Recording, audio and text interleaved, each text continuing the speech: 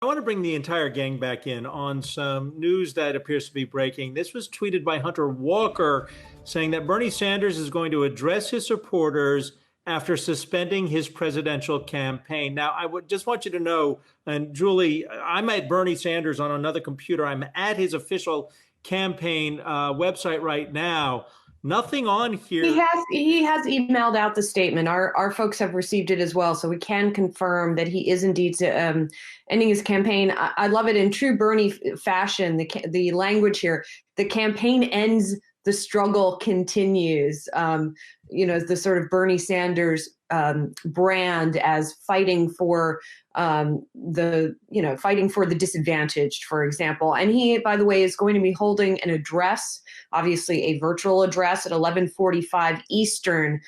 He'll address his supporters during a live stream at that point in time. And what's interesting to me, Adam, is this is coming off of the Wisconsin primary yesterday that went ahead despite some court challenges. And we saw a lot of pictures of people waiting in inclement conditions, right? Out in the rain and hail. I saw a picture of a person.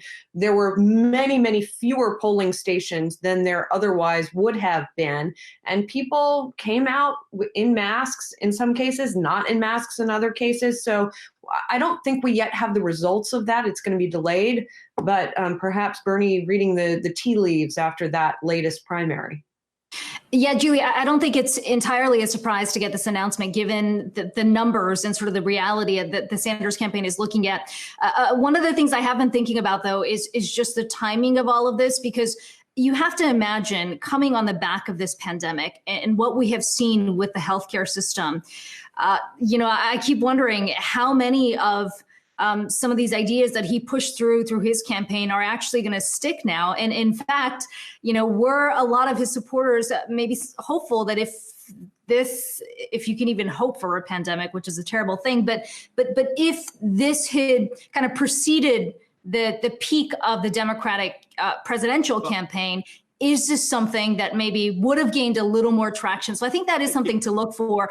He says in his statement, the struggle continues. And I think you want to see if some of those ideas are going to continue to get traction. And also we had Joe Biden actually acknowledged Monday that he had been on the phone talking with Bernie Sanders. We're going to keep following this for you. Hey investors, Zach Guzman here. Are you interested in learning more about the markets and getting the latest financial news? Well, then click right here to subscribe to our Yahoo Finance YouTube channel. Get the latest up-to-the-minute market analysis, big interviews in the world of finance, and information on how to manage your money every day wherever you are.